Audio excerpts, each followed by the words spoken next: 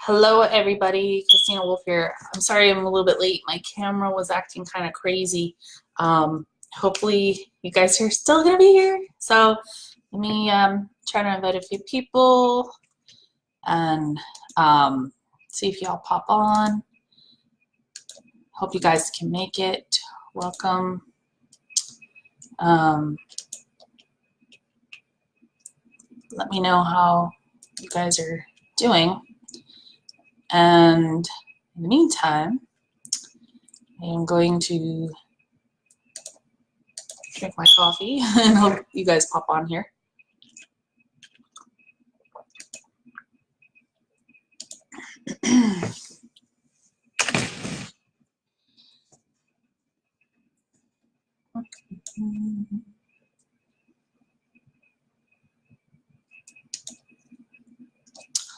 Hi, Elizabeth. Welcome.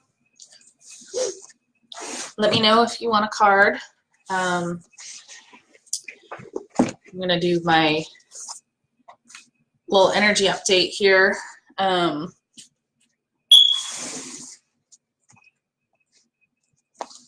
I get my cards ready. Today's kind of a little rainy here in Texas. It's been raining for like 5 days now, and this whole week it's supposed to rain. So, and if you guys didn't read my post on my main page, I have had a migraine. Hello, Bethany. Welcome. Looks like it's just me and you right now. So, yay. I was saying I'm going to do my energy update real quick before I get started on the card readings, because I had a few downloads there. Let me know if you want a card, which card you'd like. I'm going to do, of course, my Herbal Tarot.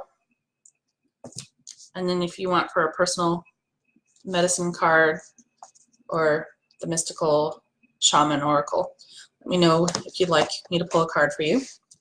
I'm going to pull a card for my mom because she didn't get to make it last week. And I'll pull one for her. And so, all right, so this is what I had for, I'm so glad you can make it, Bethany. It's kind of quaint. It's me and you right now. Let's see. So I wrote down a bunch of stuff because a bunch of things came to me. And okay, so today, of course, like the big thing, it's the new moon in Virgo, and that's, okay, cool, Oracle card. Let me write it down for you.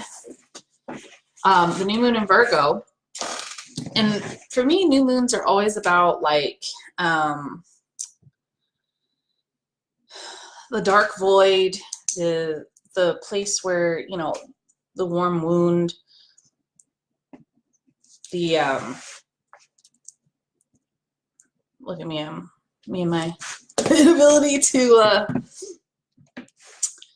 think and, you know, walk and chew gum today. Okay, so that's because of that migraine stuff that's been going on. It's insane. I think a lot of it's weather, but you know, the new moon, the menstrual, all that stuff, it's really forefront right now. Anyways, so for me, the new moon is kind of like the dark void. It's the place where, like, the womb of the mother before the seed takes germinates, or even think about the tilling the soil and all that energy of the seed beneath the ground before it sprouts and like comes up where we can see it. It's everything that's happening, that spark of creation, basically. And also this the dark matter of the universe, like the things that are between space, that energy of creation between space. And so this is kind of where we're at with this new moon. And then Virgo is all about implementing the new, like perfectionism, a sense of tidiness in your life, but also like kind of real practical stuff. So, all right, so let me say that this is like kind of jiving with the fact that there's 7 earth signs, seven planets in earth signs right now. So the sun, the moon and Mercury are in Virgo, and then Mars, Pluto, Saturn are in Capricorn. I don't know if you've seen any of my other posts. For me, I'm a Capricorn rising, so with a moon in Taurus, that's my natal chart, and so I'm really feeling a lot of this energy of the Mars, Pluto, Saturn in Capricorn. And then, of course, Uranus in Taurus. That's the seventh planet that's in an earth sign. So lots of kind of coming back to earth energy, but also its stability of earth energy. Welcome, Miss Jones, my favorite Taurus. We were talking about how all of these, all the planets are in earth signs right now, and how it's really kind of like giving everybody sort of like that feeling. I read a post about this shift, and someone said it's like getting away from vacation brain from the summer. And I wish I could remember who it was that said that, but it really kind of said it very nicely, like gave a great analogy for it. So, all right, so there's also an Earth trine, and a trine is like where the planets like come to, you know, there's one here, this one aspect's over here, and this one aspect's over here. So a triangle, as far as geometry is concerned, and in physics, it's like the strongest structure. So lots of really stable energy right now, which actually for me feels pretty good, considering that over the summer, right now we're basically implementing and moving forward, shifting all of that energy that we felt maybe stalled out on in the summer. And so like imagine like a dam holding back and then like just flowing, but it's really strong structure. The sides of the river are really strong to hold the flow of the river. So that's the idea, like that you've built strong structures for yourself. So when this new flow of energy that was stalled out over the summer like kind of moves forward, you're in a really good place to like basically bear the weight of your responsibilities, or basically the structures you put in place prevent you from being overwhelmed. So if you're feeling overwhelmed, this is a really good time to reassess and implement a new structure. Like we were talking about, there's that Capricorn and the Virgo together. Excuse me, I'm gonna sneeze here. Oh my goodness, I'm back. Oh, before I get too far, Chris, let me know what kind of card you want. If you want a Herbal Tarot, one of the Oracle cards, or the medicine cards. Okay, so like I was saying, this is a good time to reassess your structures. Just be mindful, like if they're, you know, you put something in place for you and it's just going to be too much, or you know, you can't bolster your support system, it's just time to reevaluate. Another thing about the energy is like it's back to business, and I equate it to, like, for me, every year September is always like that sense of back to school. But it's a feeling of like, okay, all right, we're back to business. But it's almost like a real comforting feeling of like, okay, now we're getting back into a routine, but with a sense of new, like new teachers, new kids in class. It's like that same energy. And so we get to decide, like, we're putting our best foot forward with all this energy that maybe stalled out for us over the summer. So the other thing is, just be mindful of being in like perfectionist mode, being overly analytical. The way I see it, it's kind of like maybe you were on vacation, or you were, you know, got sick and you couldn't clean your house, and suddenly everything piled up in the meantime while you were, you know, not tending to it. When you get back to work and you're like, oh, this looks like a mess, where am I going to start? Just don't get overwhelmed. Just start one room at a time, you know, or that's the structure thing, that, and the sense of overwhelm that they're talking about with this energy. Anything that was like kind of piled up or stalled for you over the summer, put like order and organization and structure in your life to implement exactly what you need to get stuff done, and give you that sense of getting energy flowing again. It's in order to do that though, this weekend, you know, yesterday, today, might have been a really good time to be still reclusive, tie up loose ends, put those structures in place, you know, like collect your thoughts and plant seeds for what you know you need to do. So another thing too, you may find that you need to ground a lot, rely on a lot of earth energy. And too much earth energy can make you kind of feel stuck in the mud. So it's a balance. Welcome if you're just joining. Let me see, I haven't seen the, oh, hello, Leslie. Would you like a card? Let me know if you would like the Herbal Tarot, Mystical Shaman, or a Medicine card. The Oracle cards have been pretty popular. I'm really enjoying them myself. All right, so now I'm going to open up some sacred space here. But first, coffee. I'd like to know how everybody's doing. And if you're just coming on, let me know. Hello, Bridget. Let me know if you like the card. I've got the same cards that I had from last week.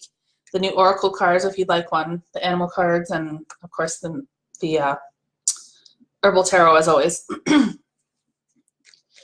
All right. So I went to yesterday. Just one little aside. Yesterday I went to a reset of. I don't want to call it a reset. Like a second showing of my stepping into shamanism class with Olga, Laura, and we were talking all about smudging and opening sacred space. And I was like, you know, they asked me since the last time I learned about doing this last year.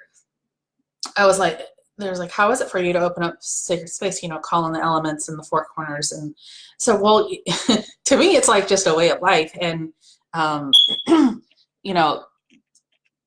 Oh, you like, okay, good. I got an animal card. So, Bridget, animal card.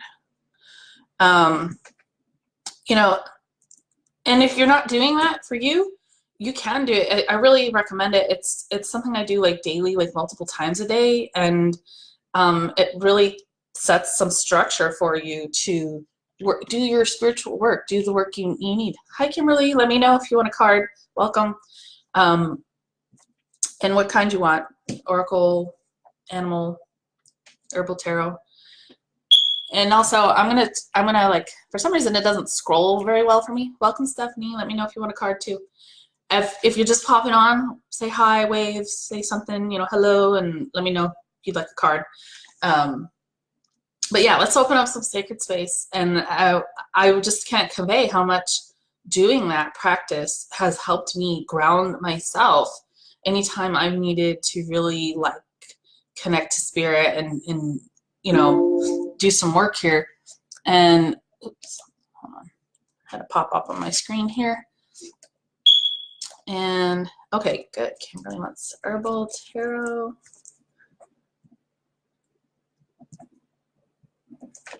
Okay. All right. So, and by the way, to reiterate kind of what I said last week, the elements like and the way I call sacred space or call in the four directions, they're just the way I've learned it.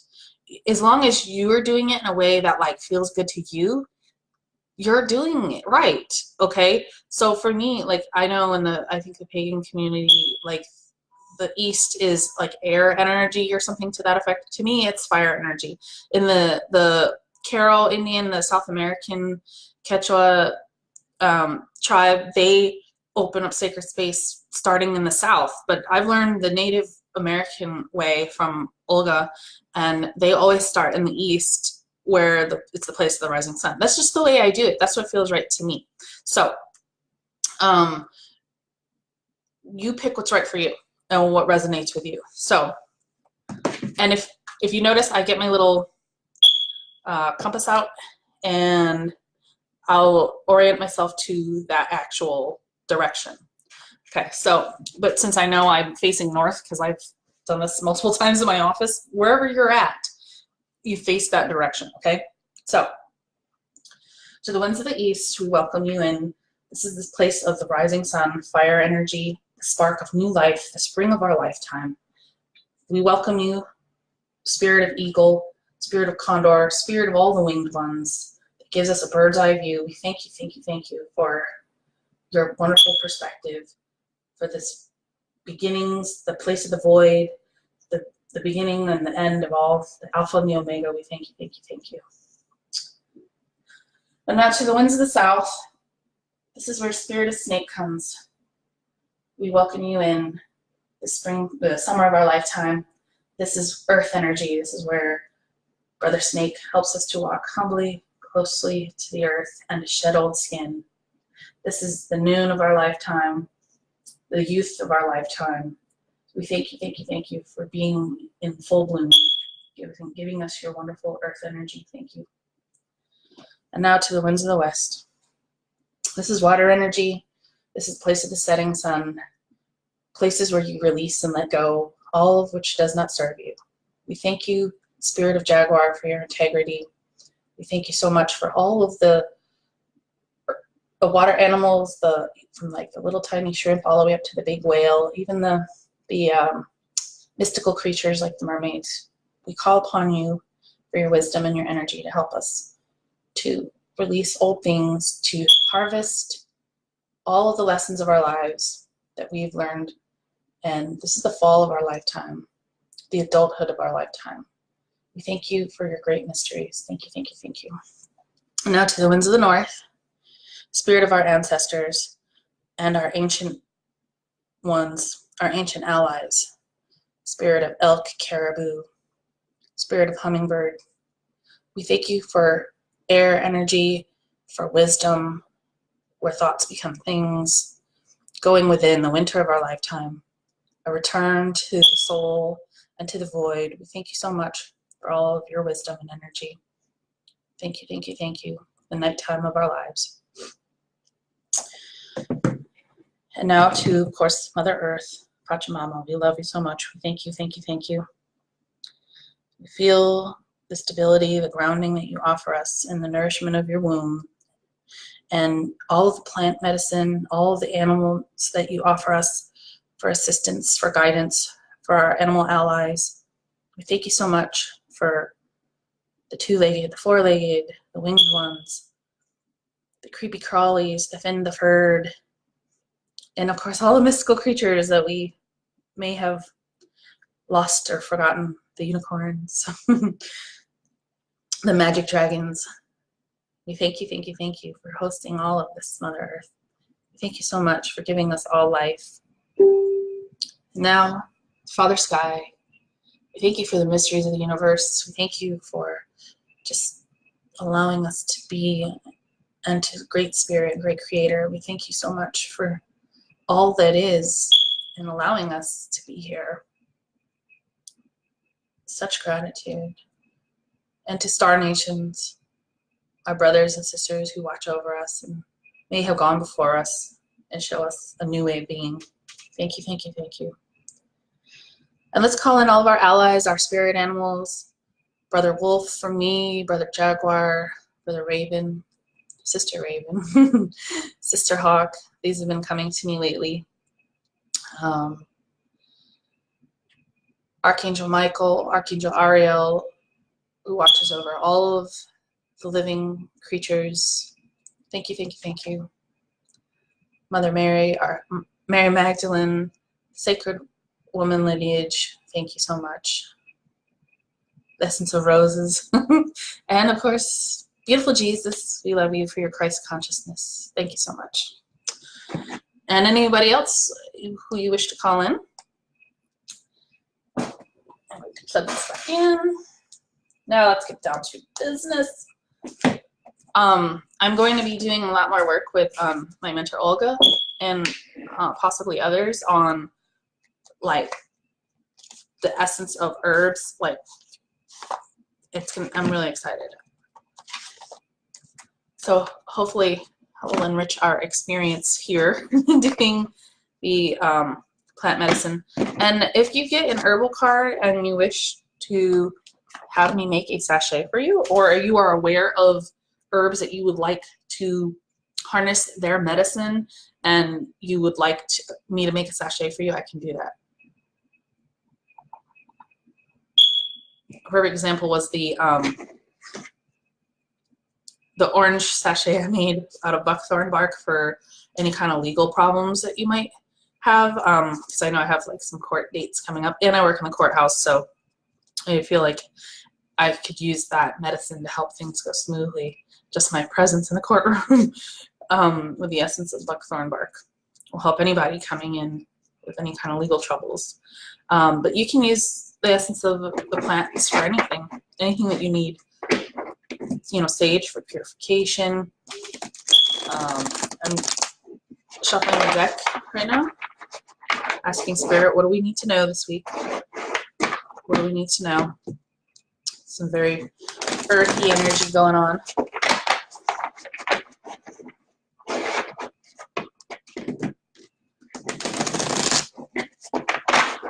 I think I need to shuffle this one more time. I'm going to put the card down for my mom too, so I don't forget.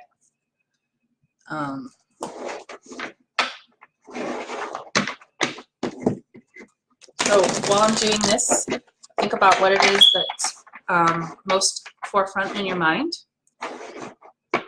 What do you think Spirit's trying to tell you?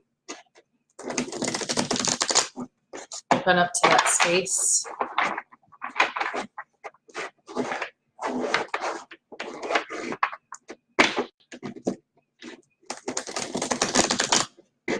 All right. This is going to be for Monday, Tuesday, Wednesday, Thursday, Friday, Saturday, Sunday. And then overall energy.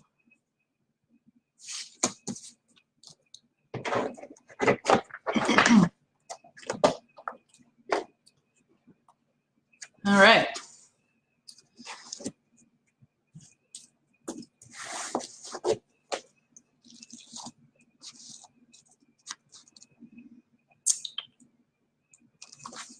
Got some sword energy here, some air energy going on. Pleurisy root, Saturn and Libra. Well, we're in Saturn. Saturn's got a big influence right now.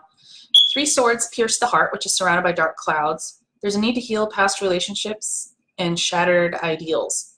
Sadness, depression, and memories of difficult separations are in one's thoughts and need to be released. I think it's really perfect for new moon energy, letting go of the old. The seeds falling from the plant and the parting of the clouds convey the possibility that since the pain is now being dealt with, one will be able to create a vision for a new beginning. Here we go. A better balance will soon be reached. I talk a lot about, like, you know, trauma and like the wounded healer and those sort of things. Being like in a wounded state doesn't mean you're broken. I think, to me, it's wisdom from your higher self, like saying, okay, I recognize signs that there's wisdom for me here. There's something to tell me about myself, because every facet that you go through, every experience in this 3D world that you go through is just like part of the spectrum of the human experience. So everybody's going to experience love, everybody's going to experience heartbreak, everybody's going to experience woundedness, everybody's going to experience wellness. Those facets are all there, available to you. It's just a matter of what you're gaining from it. So, like, don't think too much into maybe a story you have about being wounded, or, you know, I talk a lot about early childhood trauma, and like a lot of people don't want to tap into that. They don't want to think about it because they think, oh, if I talk about this, then I'm being a victim. And well, you know what? In order to be a victor, you have to know what it feels like to be a victim, and in its truest, highest essence. And so it's just being mindful from that bird's eye view of what you know, what is your sadness, depression, and memory of difficult separations teaching you? It's teaching you about what it, you know, the experience of wholeness and desire for connection. And so there's so many things there. A better balance will soon be reached. Learning how to relate to others without losing oneself is important.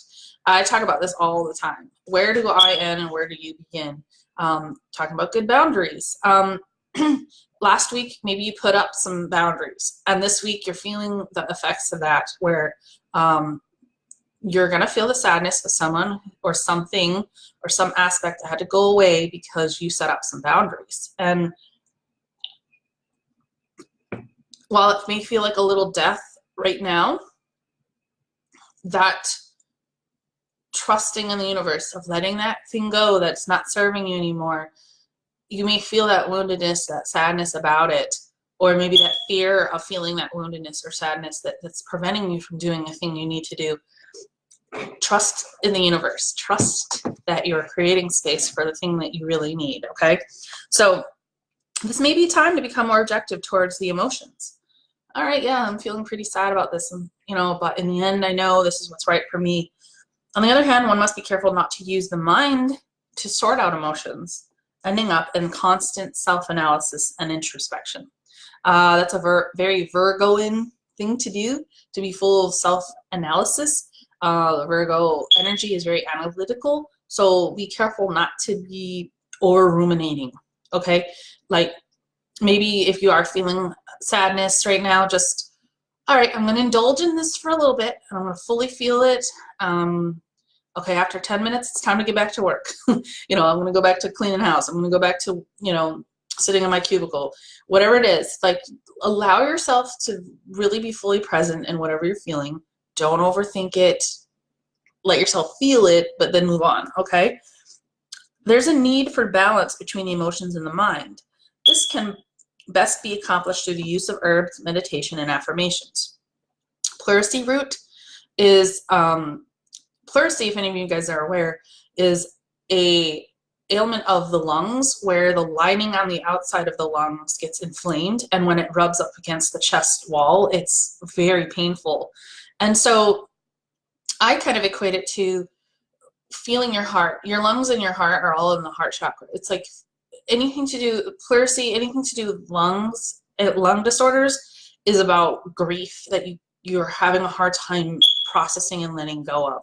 So call on pleurisy root, because it basically creates like a mucous membrane around your lungs so that you can more support yourself through the grieving process. It doesn't feel as painful. There's not as much friction. It soothes your heart, basically. It soothes your grief. So counselors and good listeners that work with people who are emotionally distraught with heartbreaks and trauma must learn to be more detached, or their sympathies may get them embroiled with others' feelings, making their counsel less effective. One aspect that I have noticed, and I'm wondering if this is why I'm getting like enormous migraines and I'm having kind of an aha moment. If you are a healer, if you are somebody who processes collective energy, if you're, you know, you do like a lot of energy work for others, it's paramount that you learn proper, I know it's not like the nice way to say it, but emotional hygiene or energetic hygiene. You have to release all the crap you've taken on from other people. And how do you do this? It's just, oh, Rusty wants one too. Oh, I'm looking at notes here. Sorry, I'm getting a little distracted. Rusty. Yes. So, oh, you're welcome, Chris. Let me know if Rusty wants a card too. I'll pull one for him. It's paramount if you're a healer, even an empath, somebody who like walks in the room and you just absorb everybody's energy. Okay, I will tell you, this is something that we talked about in my class yesterday, and I was like, you know, I'm amazed at how much I'm doing this kind of automatically now. When you start feeling other people's energy, create this bubble. This is your boundary. These are your structures. This is what I'm talking about. The support systems for yourself. You have a bubble of energy that's yours, your aura, your auric field, and hold on to yourself. If you're getting overwhelmed by another person, if you're easily overwhelmed, or someone's like easily wanting to enmesh you in them, in their energy, you get to hold on to yourself. You get to use that bubble of energy. You can, you know, start small, like hold it in your hand and feel it. Like, what does it feel like? It's you. Expand it to where it's like a big bubble around you, surrounding you, all and around you. And if you feel like you're just feeling like too many people's energy around you, bring it in closer to yourself, to your center, your what is it, solar plexus. And another thing, put your tongue to the roof of your mouth when you're in a like public place.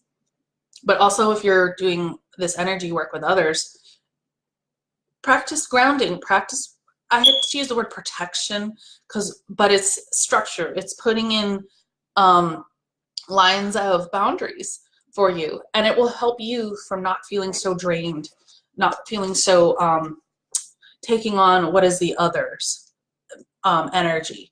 And so that's really important, especially when you're going through grief. If you're really attuned to the choice you made caused sadness for somebody else, understand that, feel compassionate to it, but also don't absorb it as your own, if that makes sense. So that, I feel like that was like really important to be said. So many times grief and sadness become stuck in the lungs and manifest as congestion and phlegm. Anyone going through heartbreak almost always gets sick. Like you get like head colds, you get a flu, a general sense of malaise. But most of the time it's in the lungs. That's where grief resides if it gets stuck. And the thing is, we're in earth energy where you don't want to get stuck in the mud. You're going to have to take some extra steps to move forward here. So drink some teas that really move the phlegm. Pleurisy root's not something that a lot of us have on hand. So you can, of course, pray with the essence of it. Put it, if you have a little medicine bag, write the word pleurisy root on it. Take a picture of it, whatever. Like I said, put it in the little medicine bag, hold it close to you, keep it there. Just the intention of it is important.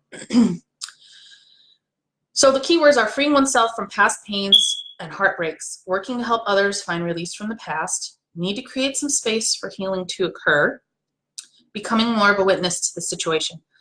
Creating space for healing to occur. There's something else there too. I want to say, like if you set a boundary, you're allowing that person, the other person, to do the work, to come to where you're at. Okay, don't overfunction. I used to do this all the time. I want this person to, I guess, show more appreciation for me. So I set up this, most of us who don't understand how this works will chase after the person and then ask them to keep appreciating you. And that doesn't work like that. When you set up a boundary of, I expect you to treat me this way, and I'm going to be over here in self-appreciation, that's my strong boundary. I allow that person to meet me where I am at, not run around and chase that other person. This has been like paramount for me to understand, especially anybody with childhood trauma and attachment issues, any kind of a relational trauma, attachment disorders or dysfunction, where we're used to being codependent, we're used to chasing after, being a pursuer.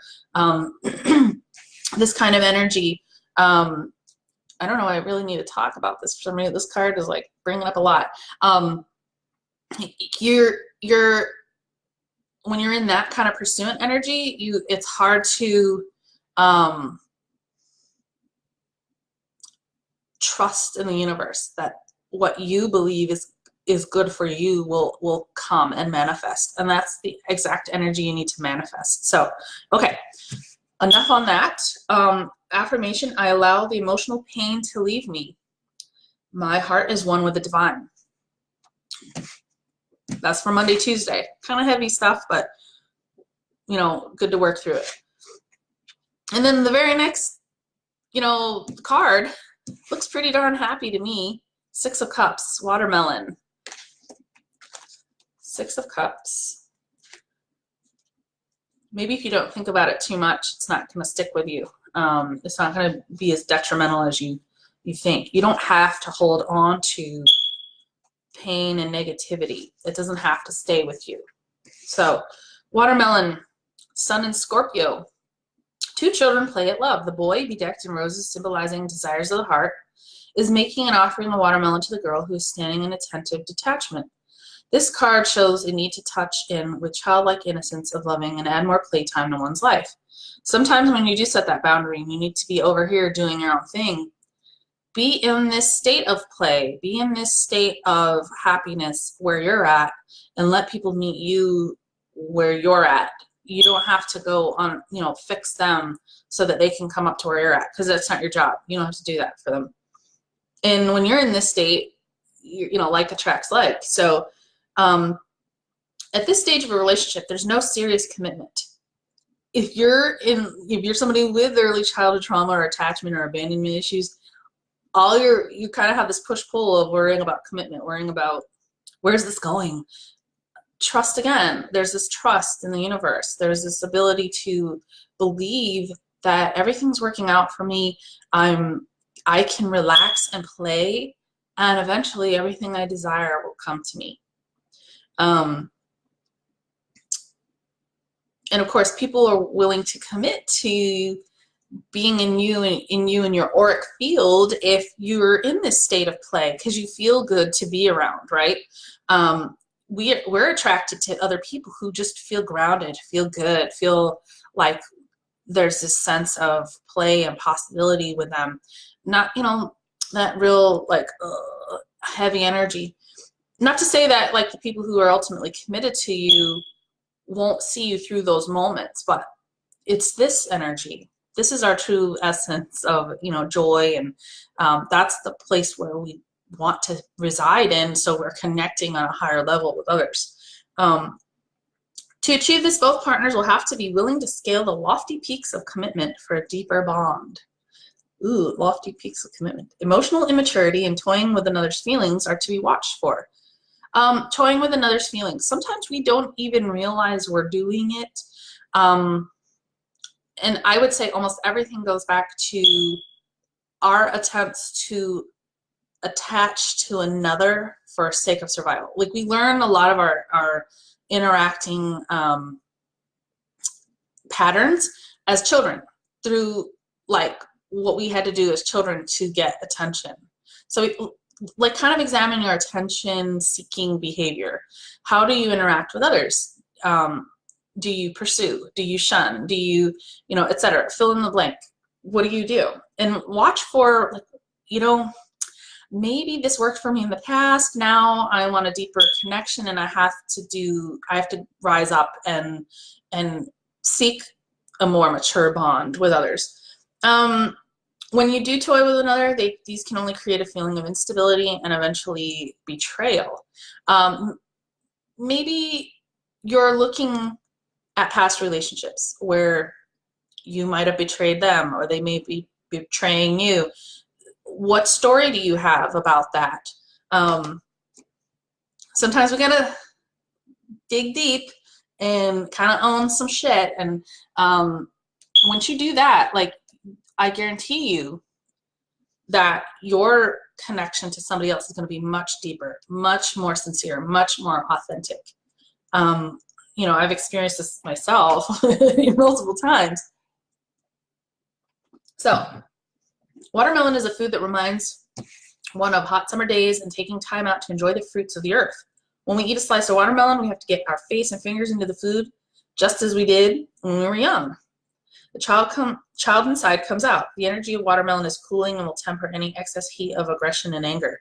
I think it's also asking you to look at, where is the inner child residing for you? Are you the angry, abandoned inner child? Or are you the happy-go-lucky inner child? Where are you at? Just start looking at that. The other thing is, keywords are about innocence. Who would you be in your highest self? Where would you be where you're just feeling the most highest resonating? And aim for that. You're not taking the emotions of another seriously.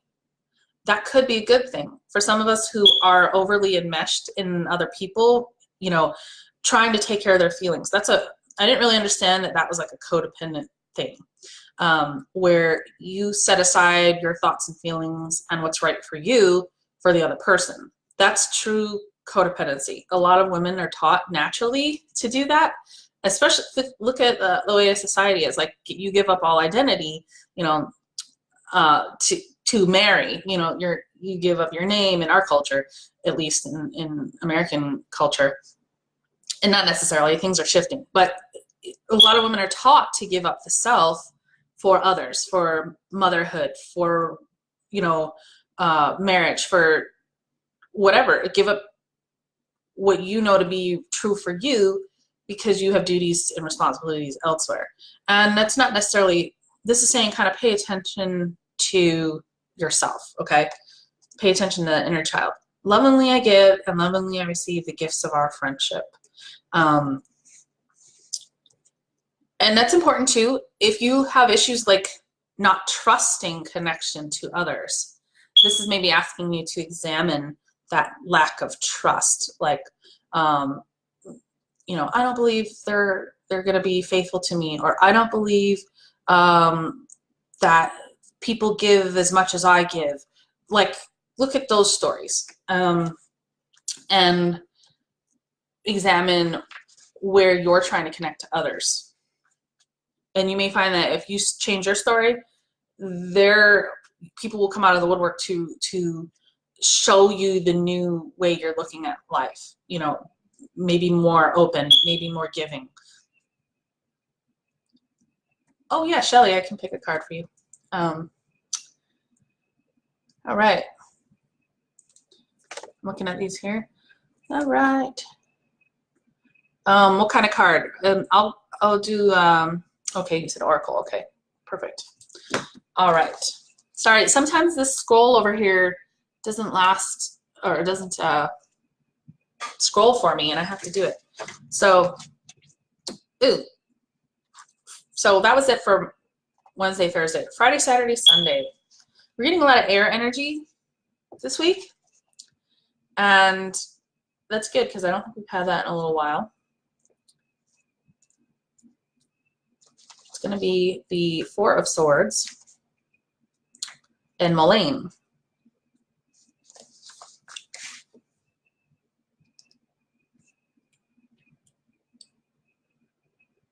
After much disharmony, excessive thinking, and restlessness, the man has set down his sword and is taking a breather. It's time to be calm, to rest, and recuperate in order to regain inner strength, reorganize thoughts, and make new plans. So, okay, you've made some boundaries. Maybe you kind of went off on your own to find your happy place, and now you're like, oh God, this whole process is just exhausting to me. It's time to just kind of let yourself be this coming weekend. Relax, take a break. I would say interrupt your thoughts. Go, go somewhere different that you haven't gone. Take, a weekend drive or something like that. This may be a good time to seek guidance spiritually, financially, or otherwise. This is not a time to be scattered and disorganized. So there's definitely a pattern this week about organizing your time and your energy. But instead, one must strive to be grounded and to understand the boundaries and forms by which one must live. Well, what have we been saying? If there is a feeling of being repressed or restricted, it is best to look to the inner realities by which one lives to see where the self is not allowed freedom of positive expression. I like this talking about repressed. Repressed is something you're not aware of, okay? So don't be like, let me dig around and where am I not letting my freedom flag fly? Repressed is like subconscious, unconscious almost, and then it'll come out in other ways. So don't go crazy try to search for that repressed thing that you need to let go of. It'll come out eventually. It'll come out when you're not thinking about it, like when you're taking a break. When you're looking the other way, it'll rise up and it'll come up in a different way for you. I think when I overthink about stuff, absolutely the best way to get, if you're kind of like a seeker of knowledge and you want to go within and you know very much who you are and you're searching around for like the answer to something and it's just not coming to you, it's probably repressed, okay? You can't be actively searching for it to come up. So go do something else. Go distract yourself. Go find your joy. go play guitar, go make some crafts, go watch a movie, go be with friends who make you laugh, do something, anything other than start dwelling on the thing that you most want to dwell upon. And the answer will come to you. You'll get it in like this flash of insight. It happens every time for me. So any unconsciousness may be due to lack of ability to confront the current situation. Exactly. You're not able to see what the answer is because you're not prepared to act on it if you got the knowledge. So take the time out to regroup and rest, but do it in such a way that you will have greater strength and clarity to deal with the next step. I think of stuff like, I don't want to deal with the idea that like the real answer is maybe I need to stop this relationship, but you're all entrenched in finances and other stuff and blah, blah, blah, blah, and you just can't prepare for that at this time. That's just an example of what we're talking about. Mullein spiritually can help one to take a breather after much struggle and conflict. Notice anything to do with air is going to have a lot of herbs that have to do with your lungs, because your lungs are the thing that bring in the breath of life. How many of us don't truly control our breathing? Many of us hold on to our breath. We're real shallow breathers. Mouth breathers, anybody? And when you don't get in the habit of taking full deep breaths or consciously breathing, like yogic breathing, then you may get a greater sense of control in your life, or a sense of, I create the environment within me, when you start doing like breathing exercises, when you start controlling your breath. This could be a good way to shift when you're overthinking. You're sitting in your, when you're overthinking, you tend to hold your breath, you're mulling over things, you're stressed, you're stuck in that mud feeling. Do some breathing exercises. I know there's some really good like $2.99 Kindle books online. I think a really good one to look at is especially yogic breathing. Let me see if I can find it that I find helpful.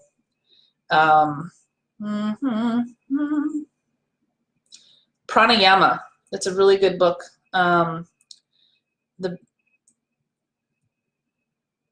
Here it is. I don't know if you can see this. Oh, I don't like the glare. There we go. Pranayama by Advait. And it's the Vedic science of breath.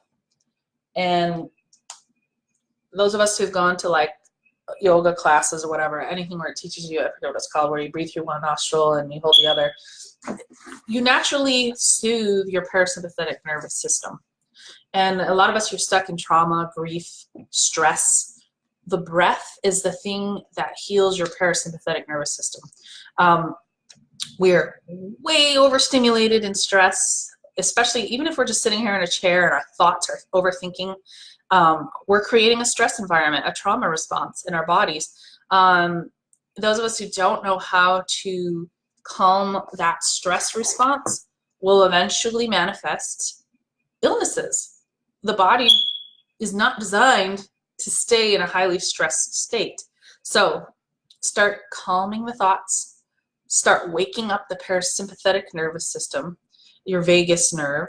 Because what is your vagus nerve? Imagine this. You get scared, it's fight or flight, your blood pressure rises. What's the thing that brings your blood pressure down, that brings the breathing down? That's your parasympathetic nervous system. And you've also got to train yourself to calm yourself. And I say this like I'm teaching myself this, right? Some really good ways to calm yourself. Lay with your feet up against the wall, your legs up against the wall.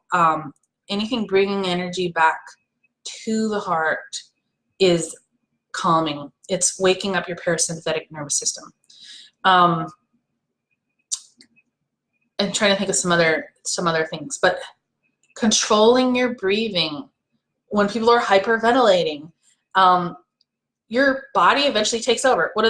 They hyperventilate and then they pass out, and then the brain, the body naturally restores you back to your health of calmer breathing. So Many of us have an underdeveloped parasympathetic nervous system, the thing that calms and brings things back down, and an overstimulated, overdeveloped, stressful stress response. Okay, so look at that. That's what Mullein can help you with, and a lot of the herbs that support your lungs. Okay, think about this. People with COPD, they know how to inhale a little bit, but they can't. The exhale is what makes them feel like they're drowning because they have so much mucus in their lungs. There's no resiliency there. That's what you need to strengthen, is that resiliency to let go, the resiliency to calm down, the resiliency to whew. So, okay. Affirmation. I give myself the time to rest and recuperate, and I am open to the guidance that comes toward me. One other thing too, if you have anxiety, sometimes that feeling of letting go and not being in a state of heightened vigilance creates anxiety. So that's also sort of like a vicious cycle. Calm the self, calm. It's safe to be calm. It's safe to relax. Okay, so hopefully, I think I beat a dead horse with that. Okay. That was for Friday, Saturday, Sunday. Maybe take some yoga classes this weekend. Yeah, that's a good idea. All right, so hello, Mother. Welcome, welcome, welcome. So happy you joined us. I even pulled a card. I have you down for a card already. Okay, so now King of Cups. This is for like overarching energy of the week. The thing is, even though you're going to be, we got a lot of water and air energy this week, which is great because the overall energy with the planets is Earth. So we're really not going to get stuck in the mud, okay? If it's a lot of earthy energy and you add water, you're going to make mud, right? Okay? So this is all about emotions. And I'm going to say that it's telling you to make sure or foster higher resonating emotions this week, because with that grounding energy, you're going to end up feeling kind of stuck in the mud if you have real deep, dark, energy. So King of Cups, let's see what we got.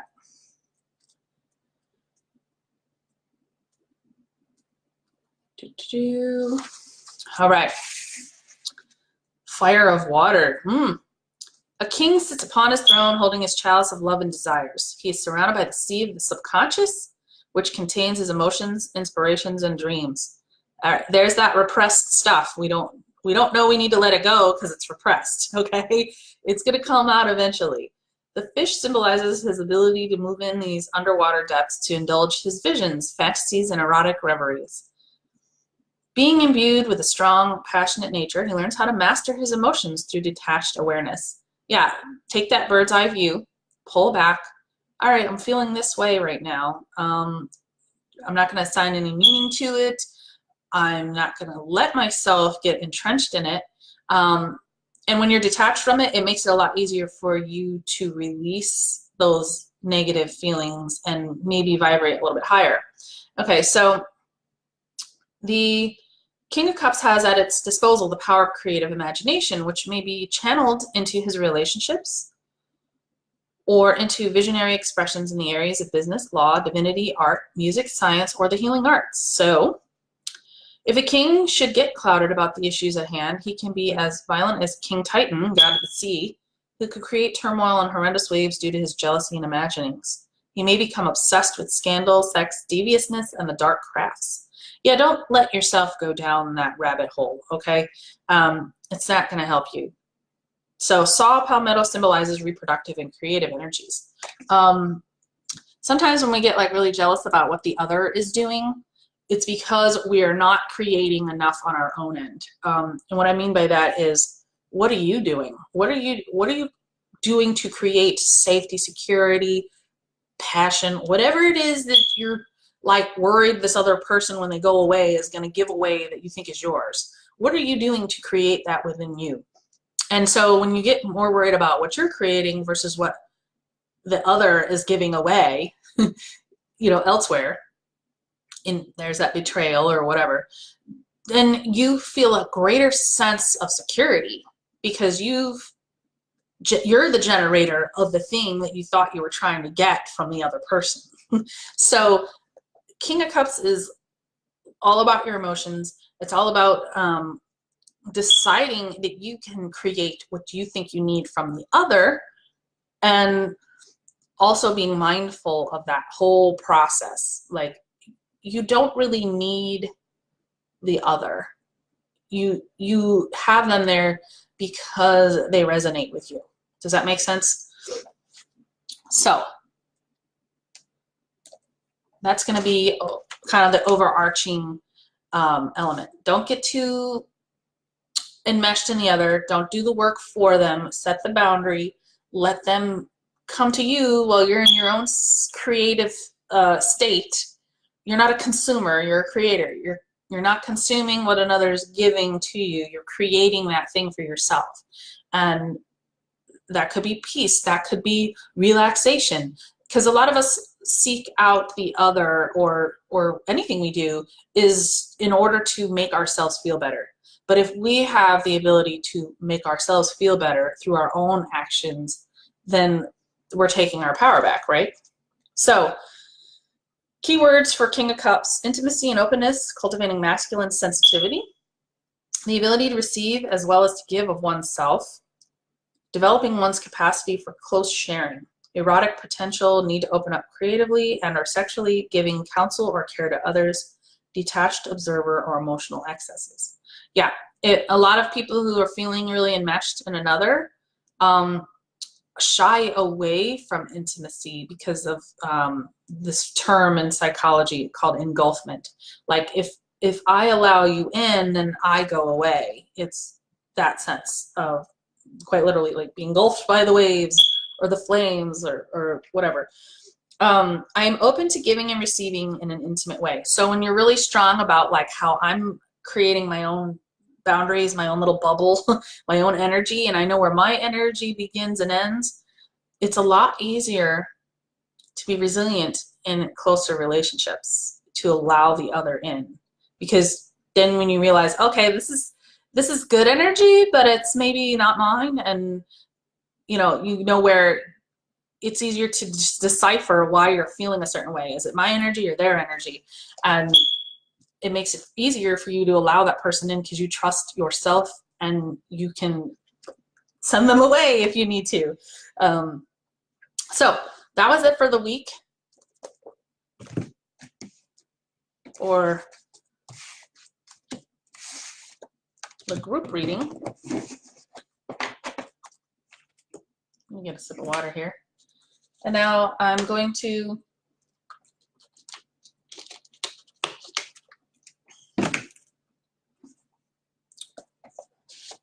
open up my Oracle deck here and shuffle that.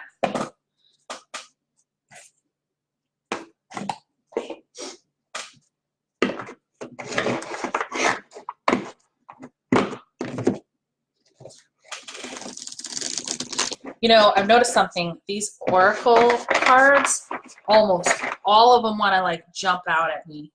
Like one or two will fall out, and I'm still deciding what that means. Like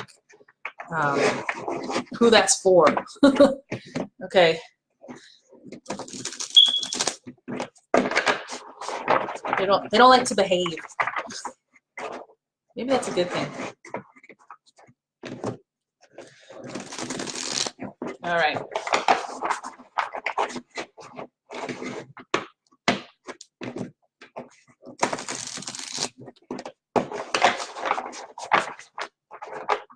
I'm going to do it one more time.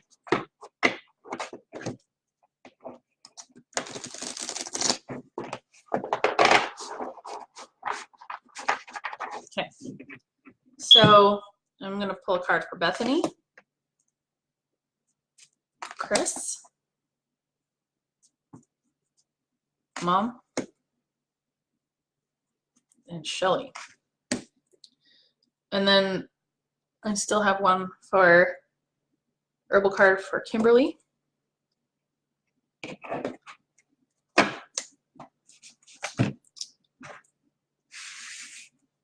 And one animal card for Bridget. Let's see.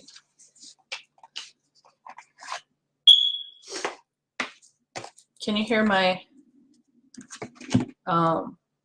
smoke alarm beeping? I still can't figure out how to undo it because it's one of those like home alarm system ones that doesn't, even if you unplug it, it doesn't want to stop beeping. Or if you take the battery out, it still doesn't want to stop beeping. Maybe we need to add a new battery. How about that? Talk about tying up loose ends. You might hear it chirp in a second here.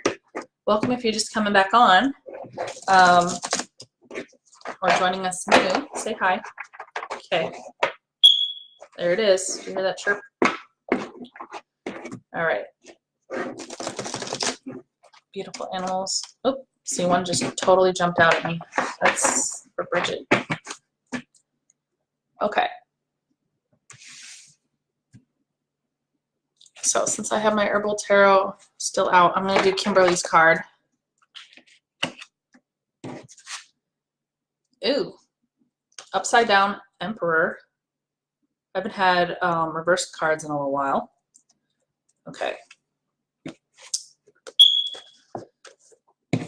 That herb is Atractylodes. Oh my gosh, I don't know how to say that. The Emperor.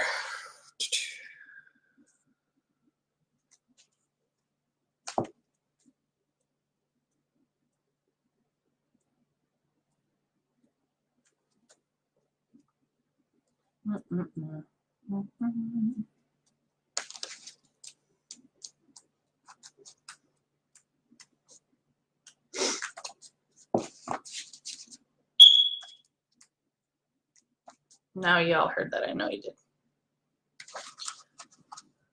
Almost done here. There we go.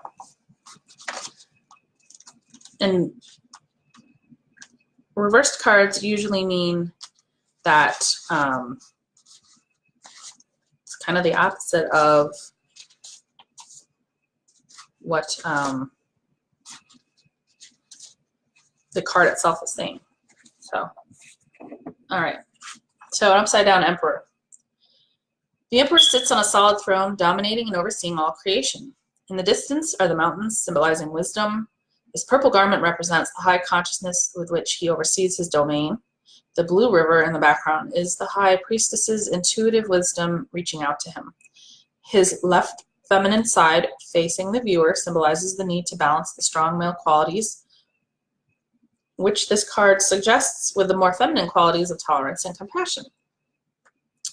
Ruled by Aries, he is the fiery overlord and the archetypal father who protects and keeps an eye on the things created. The Emperor has in his hand the scepter of the Ankh, which represents the life force. He uses his internal fire, his logic, and his reason to bring into concrete existence his dreams and visions. Within ourselves, he is the yang male energy who seeks stability and order. He is the mover and shaker who gets things done. Meditations with this card and the Empress card will help create the balance of yin-yang energies within. So what I'm getting is that maybe for you, Kimberly, there's a little bit of blockage around doing this, around this block of yin and yang energies. Atractylodes is a very warming energy tonic. It will enhance the Emperor inside each of us by giving him the fire and the energy he needs to accomplish his goals. This powerful orb will also help us to digest life experiences and turn them into positive energy for further creations. So I would say examine things that will help you move this blockage out of the way. So you could still use Atractylodes, the herb, to help you with this balance, with this blockage. You know, just ask it to help you. In Chinese medicine, Atractylodes is used for the tonic for the spleen and the stomach. You could, I would say, really build up your digestive tract, like probiotics, some cinnamon, even cayenne pepper and lemon drinks, things that you could do to get the digestive juices flowing. That will help you along with Atractylodes to get rid of that blockage. Also, Dong Quai, which is on the Empress card, basically the yin of this yang card, may be used to help balance the strong fiery tendencies. So if this is saying kind of pay attention to this balance, and if you're having a hard time with the balance, if you're too fiery, drink some cooling tonics. If you're too cool, drink something that's going to fire you up. So look at the opposite of what's going on with you. Power of organization, divine reason, protection, achievement, difficulty taking in things or ideas, the male within, putting order in your life, being too rigid and fixed, bringing to light one's creations. So if you're having difficulty doing any of those things, you know, call in some support system. Another one is cardamom. Cardamom is a good herb to help you with this. I use my inner wisdom and strength to achieve my goals in life. So if you're having a hard time tapping into your inner wisdom and strength, find ways to support you to get rid of those blockages, okay? So that's the upside down emperor for Kimberly.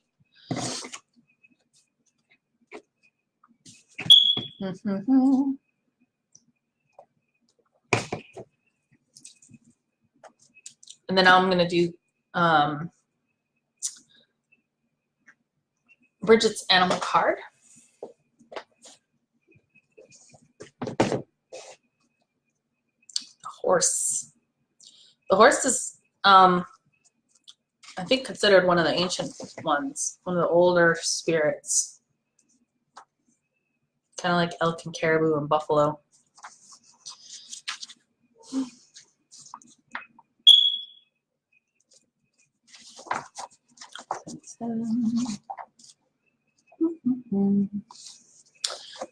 All about power, and that's perfect for this week. We've been talking about personal power, taking our power back. Where do we begin and end, and where does the other person start off, and how much do we allow others into our boundaries?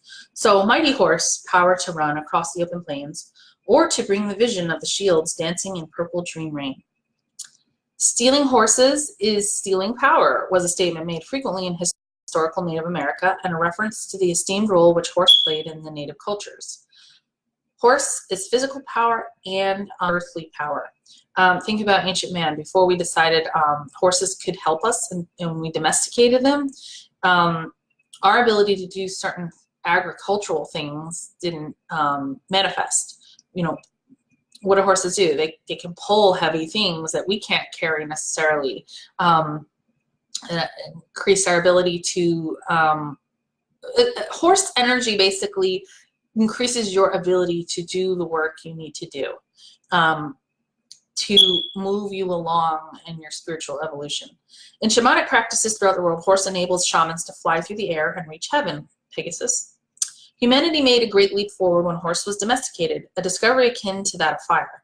Before horse, humans were earthbound, heavy laden, and slow creatures indeed. Of course, horse energy can speed things up for you a bit too. If you felt real stagnant, if you felt like stuck in the mud, horse energy can help you pull you out of that mud and move things along a little bit faster. Once humans climbed on horses' back, they were as free and fleet as the wind. They could carry burdens for great distances with ease. This is also about perspective.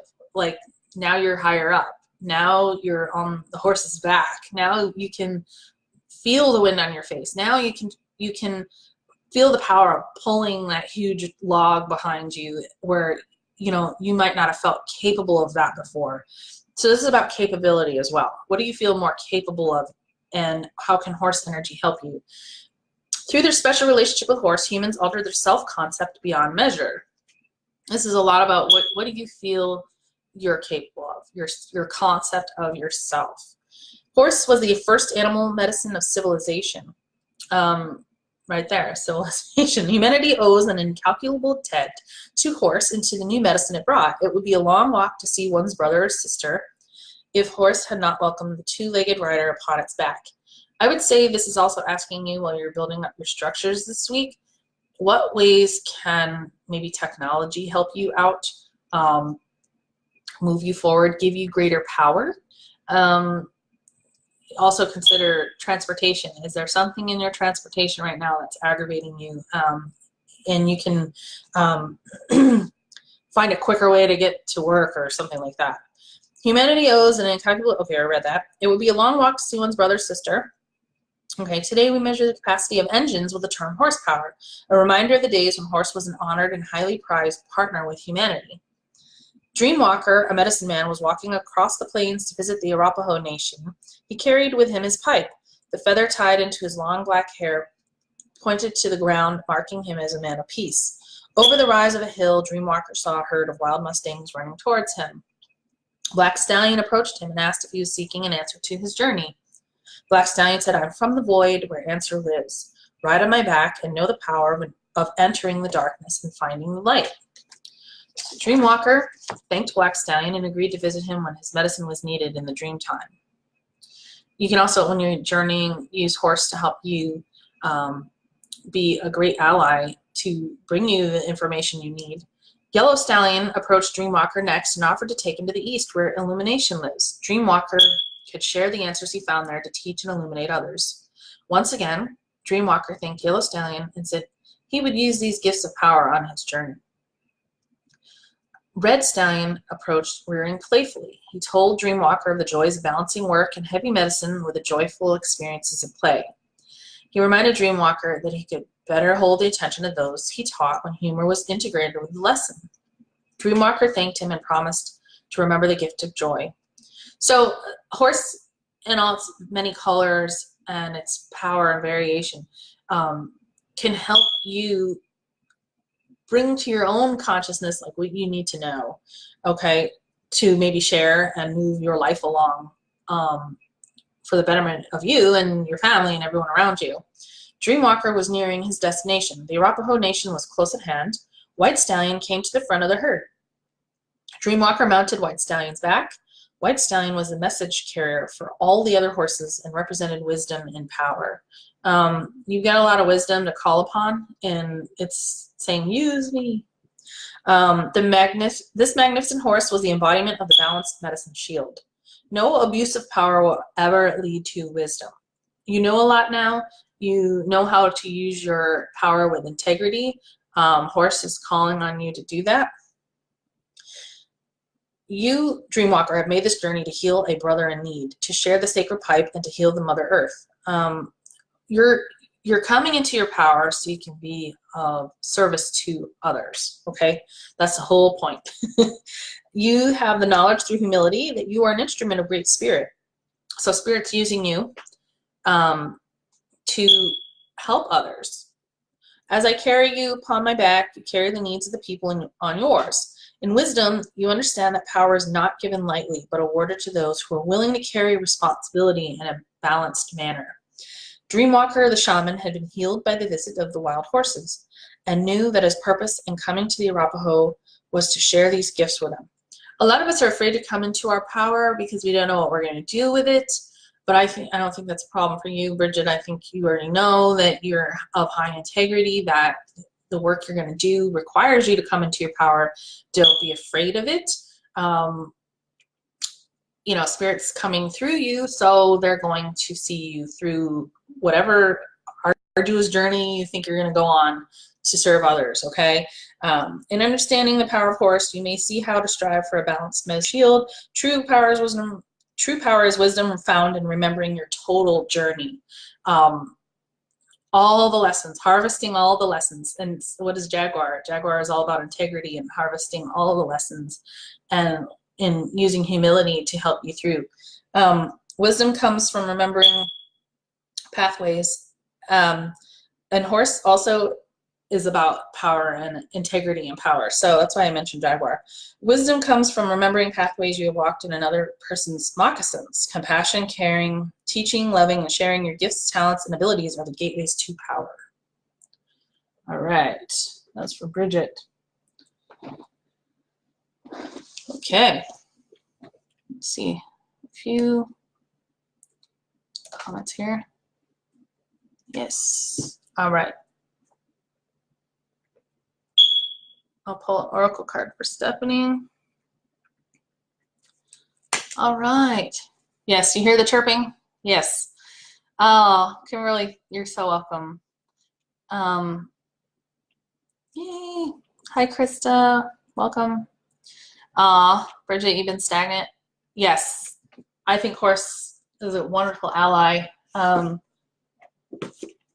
always think of Clan of the Cave Bear and Ayla and her beautiful horse Winnie that she was able to domesticate. And if you guys aren't familiar with the Earth Children series by Jean M. Auel, A-U-E-L,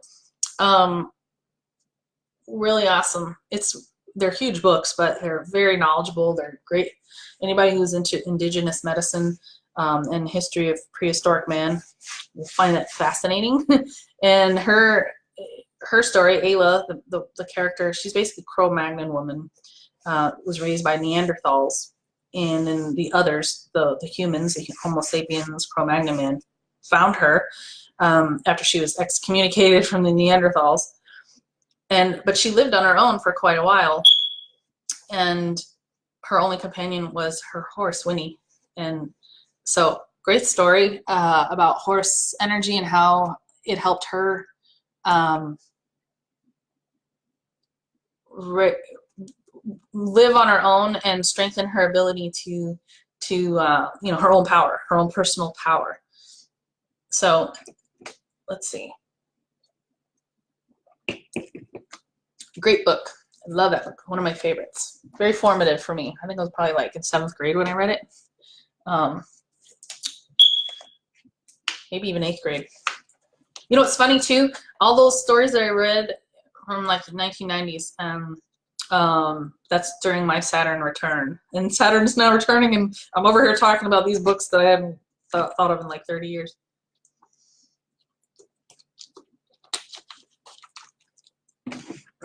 All right. Let me pull one more card for Stephanie. First oracle card is for Bethany. What do we got? Upper World. Ugh, I love these cards. They're so beautiful. Okay. The Upper World. If you're familiar in shamanic storytelling, the upper world is the spirit world. The middle world is Earth here, 3D world, and then the underworld is like your unconscious, your subconscious. So we're talking about the spirit world. So when you journey, sometimes you go into the upper world. Okay. Angels, divine helpers, the ancient ones, and all varieties of luminous beings populate the upper world. It is a place where you go to retrieve your destiny and find out who you will become. Discover your great potentials and undreamt of possibilities. It is also the place where the spirits of the dead arrive when they complete their journey to the light. So I think for this week, it's asking you to maybe call upon some of your helpers and allies from the upper world. The invitation for this card is the upper world is calling you to step into your fully realized self. Clear distractions so that you can move into a higher destiny. That's going to be all about your structure. What's in your daily life right now that's maybe hindering this process? Do not fall to the temptation to craft a slightly more improved version of yourself. Slightly more improved, not your full destiny, okay? What you perceive as a problem or an obstacle is in fact the irritation you need to take the great leap. Maybe it's talking like you're irritated that you don't have enough money, but it's the thing that drives you to go get a better job that's maybe more in alignment with your destiny. And if you weren't so irritated with having no money, you wouldn't be seeking a new job. Do you see what it's saying? Remember, you cannot cross the Grand Canyon in 2 small jumps. Yeah, there's definitely also a sense of longevity here. The thing that your destiny isn't something that's just going to pop up and, you know, be done in a day. Like, you know, bam, it's done. You may feel this lightning bolt of purpose, but it's going to take steps to come into play. For example, you know, last fall I was like all about walk your inner talk, quit your job, blah, blah, blah. And yes, on a certain level, absolutely. But now I'm realizing I don't need to do all of that. I took a couple steps in that journey, took a few stumbles, and I'm still on the journey of my purpose and destiny, which is, you know, I think to step into the memories of a medicine woman, a healer, shaman, whatever, wise woman. And we're all getting there. You can't become a wise woman without going through all these other significant lessons and journey. You know, it's not something that just, you know, happens overnight. Hold on, I need to get some water here. Maybe I'm saying something I really need to pay attention to.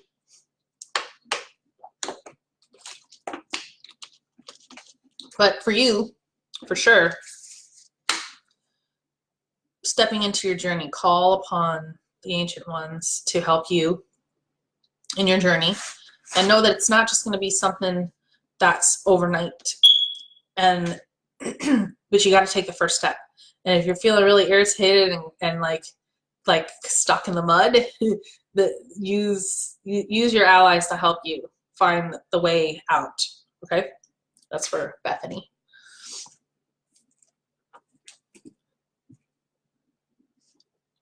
You're welcome, Bridget. Oh yeah. Let me see if I can write in a comment. I don't know why it's not letting me write a comment. Let me see if I'll put a note to, it's Jean Owl, Jean M. Owl, Clan of the Cave Bear. But the book that I'm talking about is the second one. I think it's The Valley of the Horses.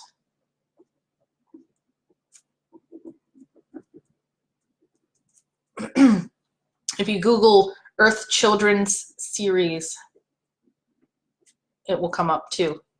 But I'll type it in there. Okay. This next card is for Chris. You and the animal medicine.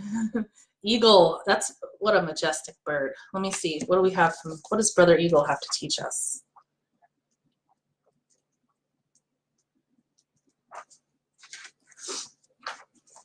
All right. Eagle comes from the east, the place of the rising sun, of new beginnings. She soars high in the sky, sees the smallest detail with clarity without losing track of the bigger picture, and nests in the high mountains. So one thing's coming to me. Even though you have the bird's eye view, Eagle is still very focused with what's going on down on the ground. They can see everything, okay? For Eagle, there are no obstacles, only opportunities. She calls you to ascend, to acquire perspective, so you can fly wing to wing with great spirit. Have you become trapped in your daily routine and feel you do not know where to go and what to do next? Have you lost your sense of purpose? Eagle invites you to take a deep breath and spread your wings. When was the last time you opened them? Eagle reminds you that your spirit was born to soar in the heavens. As you contemplate choices, ask yourself, do I want to live in a chicken coop, sheltered from life, counting the regular feedings, or do I want to soar like an eagle? If you have a really strong, grounded foundation, soaring like an eagle is a good thing. It's fun. It's exhilarating. It's not scary. It's not feels structureless. You have a nest to go back to. If your answer is the latter, then you must accept Eagle's invitation and embrace the courage that will help you choose freedom. Oh my goodness. You gotta take that leap. Take the great leap. Fly, my friend. Choose freedom. Think Braveheart, freedom. Yes. And always remember, have a sense of humor. And great friends. Yes. Oh, you're welcome, Bethany. All right. I love artwork on these cards. They're just phenomenal. All right, Mom. This is for Rona, my mother, my beautiful mother. So blessed. The sacrifice. How? The mother wound. The sacrifice of kids. All right, I love you, Mom. Okay, I'm sure you could appreciate my humor.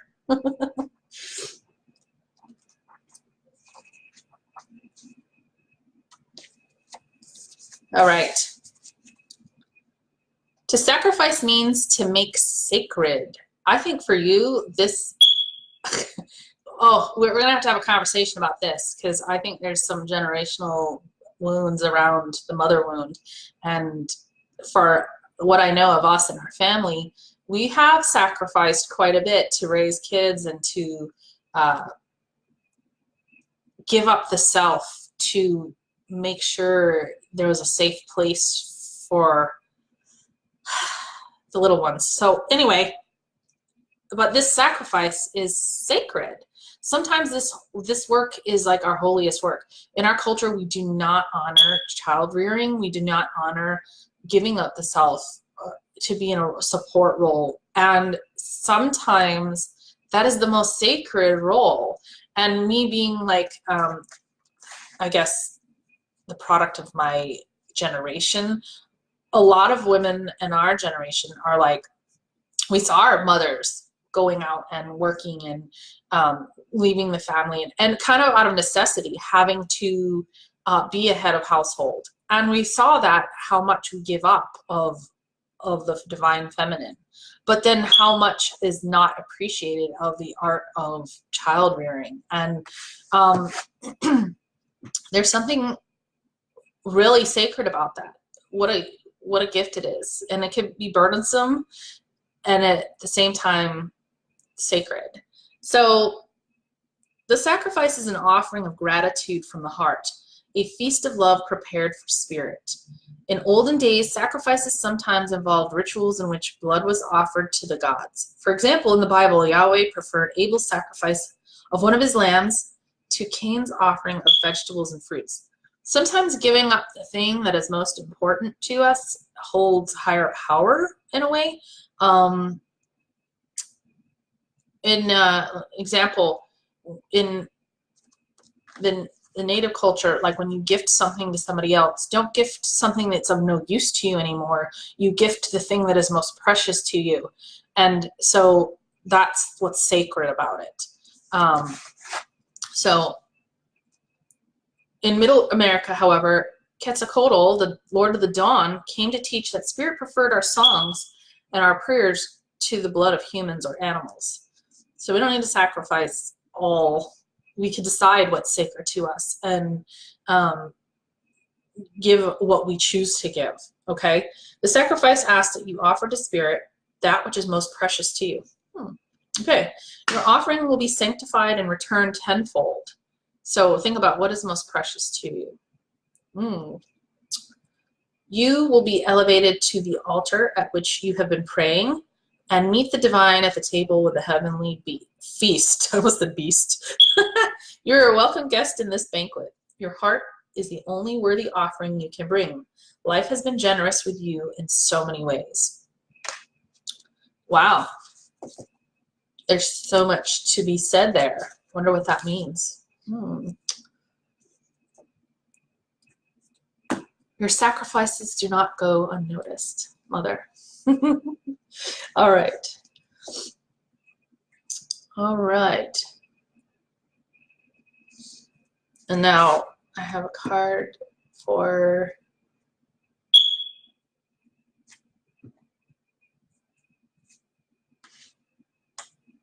Shelly.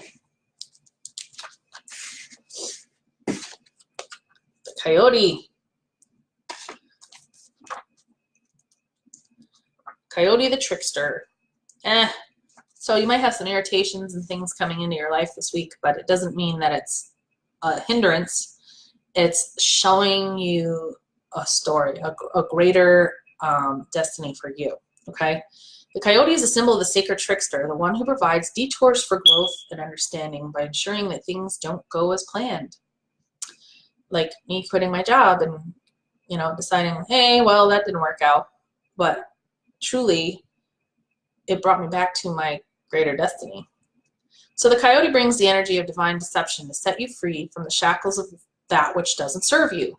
This could be a way of thinking. This could be relationships. This could be a kind of life. Sometimes it appears that you will get everything you want, only to find that coyote brings you the opposite of what you hoped for. The lessons offered by coyote may at first appear confusing, but they are most sacred and always for your highest good. If Coyote calls to you, this is a time to pay special attention to detours and disappointment, as they are true tests of faith. What is it that you were hoping? Because here's an example. Say you wanted to pursue a new profession, but you were pursuing that profession because you thought it would give you higher prestige or something to that effect. And you thought in having that higher prestige, you would feel a certain way about yourself. Coyote shows you that you might have gotten the job, you might have gotten the prestige, the title, whatever, and you still feel that disappointment. You still feel that lack in your heart. It shows you, even though you got everything you wanted, what you really needed was the journey of self-love and self-appreciation. So maybe, what's that saying? Thank God for unanswered prayers. Because there's a higher destiny there for you, okay? Remember this, Coyote is a sacred trickster, may be leading you to challenges to ensure that you are ready to handle what you set in motion. Yeah, I want to serve others. Okay, so I'm going to send you a really difficult person to see if you really truly want to do this in your heart, or if this was just like, an ego-based thing, or I want to be important. That's how Coyote works, okay? Great growth and understanding come to you when Coyote calls your name. That was for Shelly. Now this next one is for Stephanie. Say hi if you're still here. A few people dropped off. I don't know who's on now. So, Chris, you don't need to know how. Let that be up to Spirit. You're so welcome. It's going to come to you. Spirit will show you the way. Just ask for guidance. Ask for Spirit to show you the way. Let it go. Like, pray and blow it into the big purple pink bubble and send it off to Spirit. All right, this card is for Stephanie.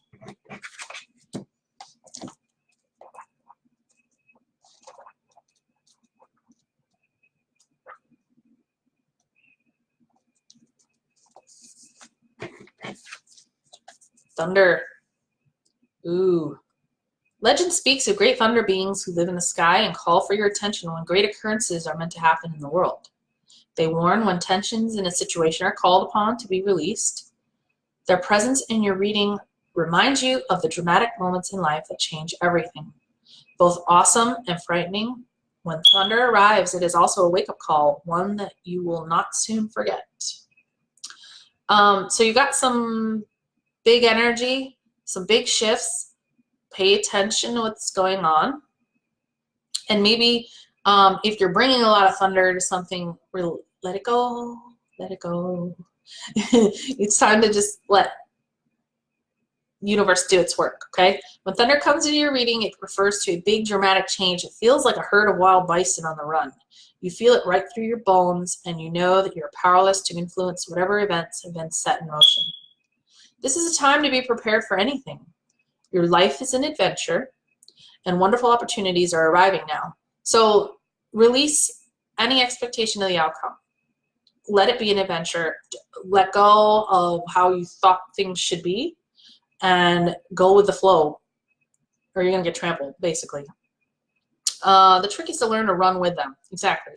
Qualities that you'll need now more than ever are flexibility, dexterity, and a willingness to experience it all without dictating from where or in what form opportunities will come. Your destiny is arriving, so be ready. When you're seeing signs, what is it saying to you?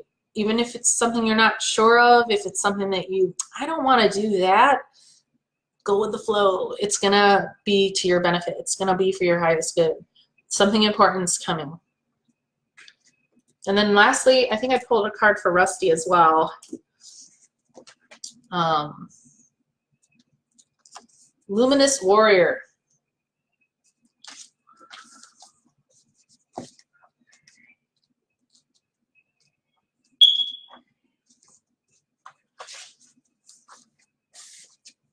The Luminous Warrior has no enemies in this world or the next. He is impeccable in word and deed. He focuses on his light rather than on what hides in the dark. Since he casts no shadow, he is as radiant as the sun and can transform his most terrible enemy into his ally.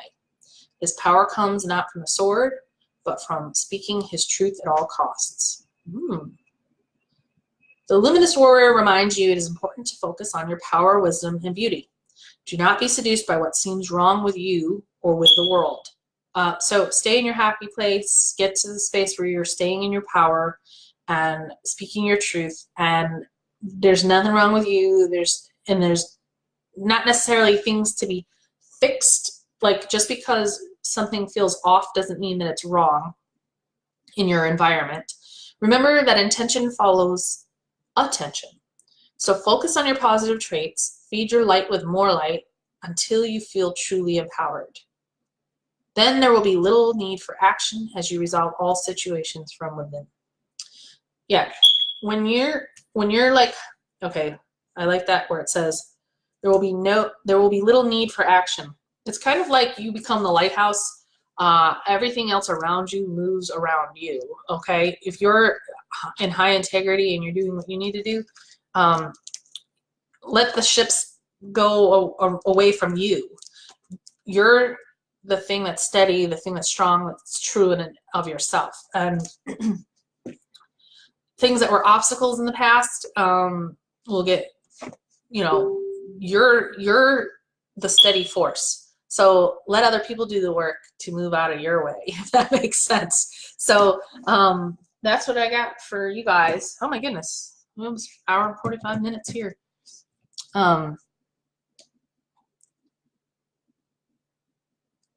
Aw, good. You guys, I'm really glad I was able to be here with you guys, and I'm gonna go take my own advice and go relax and practice some energetic hygiene this week, and stay grounded. Enjoy yourselves this week while you're just go off, find your happy place while you're processing everything, all this like energy, this earth energy, lots of moving parts, but it's almost like a slow moving glacier. Okay, just go with the flow. You guys have been awesome. I love you. Thank you so much for joining me. Bye for now.